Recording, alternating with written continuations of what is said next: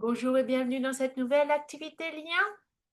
Aujourd'hui, je vous propose à travers une activité de répondre à une question que peut-être certains d'entre vous se posent. Peut-on avoir des activités pour les couples dont une seule personne a la maladie d'Alzheimer?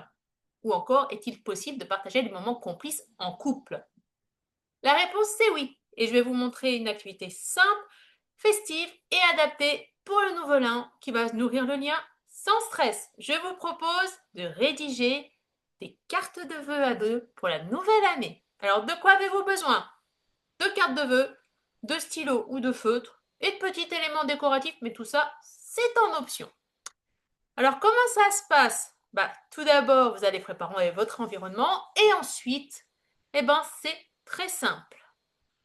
Vous allez prendre les deux cartes ou les papiers, les stylos ou les feutres colorés.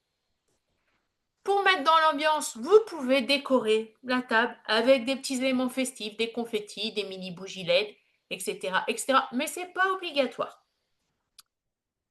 Ensuite, vous proposez un choix. Écrire la carte de vœux, la dicter si votre proche ne sait plus écrire qu'un stylo, ou encore dessiner son vœu. C'est possible aussi. Et sinon, ça n'infantilise pas. Le but, c'est que votre proche participe. Et donc, vous allez proposer cela par une simple phrase. Préfères-tu écrire un mot ou me le dicter? De choix.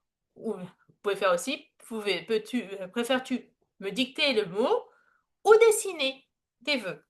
Vous lui laissez le temps nécessaire pour décider. Ensuite, vous respectez son rythme.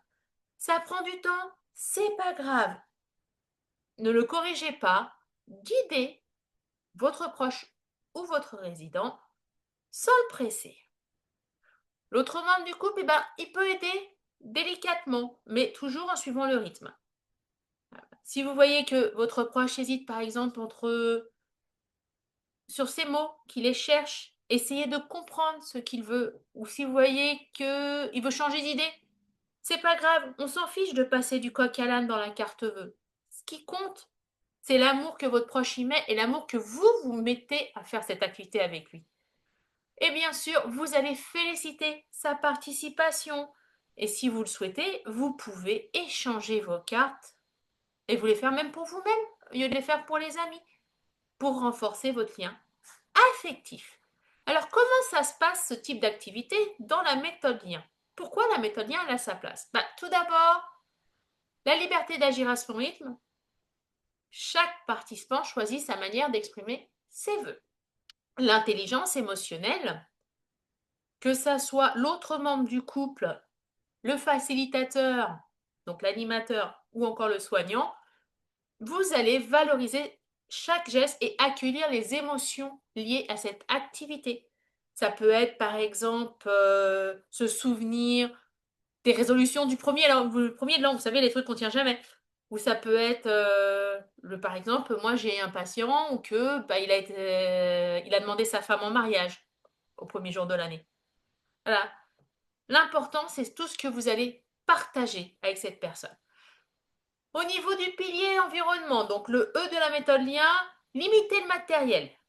Vous prenez un plateau, vous posez vos cartes ou vos papiers, vos stylos, c'est tout. Pas de surcharge. La surcharge visuelle et cognitive va mener à l'échec. Et du coup, le pilier qui vous intéresse le plus dans la méthode lien, le lien humain nourri grâce aux neurosciences. Cette activité partagée va stimuler la complicité et les souvenirs positifs du couple. Ce n'est pas parce qu'une des deux personnes a la maladie d'Alzheimer qu'elle ne se souvient pas de qui est en face. Peut-être qu'elle peut le confondre, peut-être que cette personne ressemble à son papa, à son enfant, son petit enfant. Mais elle sait qu'elle a quelque chose d'indescriptible avec cette personne que aucun étranger ne peut lui prendre. Donc, ça va nourrir quelque chose. Et ce quelque chose d'activité, on va se poser la question de qu'est-ce que ça stimule là-dedans.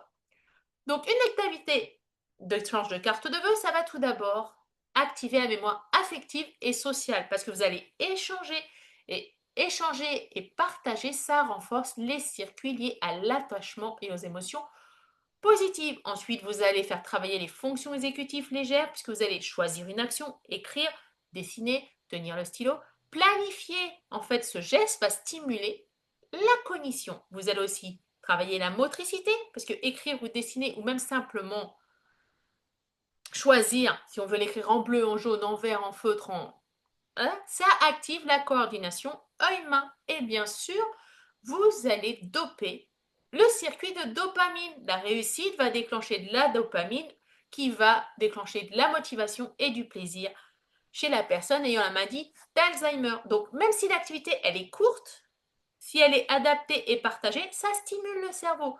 Proposez toujours 2 choix maximum, ainsi vous réduisez la charge cognitive, vous laissez agir à son rythme et du coup vous favorisez la réussite car chaque petite réussite chez une personne ayant Alzheimer booste l'estime de soi et la confiance. Et la personne se rend compte qu'elle est capable de faire encore beaucoup de choses. Et le partage d'un geste affectif avec le partenaire active les circuits émotionnels. Donc ça va activer tout ce qui est dopamine, donc le plaisir, la satisfaction et donc renforcer le lien. C'est ça la philosophie de la méthode lien. Vous valorisez l'émotion et vous nourrissez le lien humain avant tout. Donc, je sais que pour les aidants, vous voulez des activités qui durent, mais même quelques minutes suffisent. La complicité et le plaisir partagé comptent plus que la longueur de l'activité. Moi, par exemple, je me souviens que je détestais écrire des cartes de vœux, mais ma maman me forçait à aller au photographe tous les ans. Je l'ai fait quasiment de ma naissance jusqu'à mes 13 ans, je crois, ou 14 ans, pour envoyer des cartes de meilleurs vœux à mes grands-parents. Et j'adorais ça, de me faire super belle pour aller chez le photographe. Donc ça, c'est pareil, je m'en souviendrai toute ma vie. Et donc pour les professionnels, évidemment, ce principe il est universel. Vous proposez bien sûr les 2 choix. Comme d'habitude, vous respectez les rythmes et ça fonctionne pour toutes les activités de couple ou même les activités de groupe.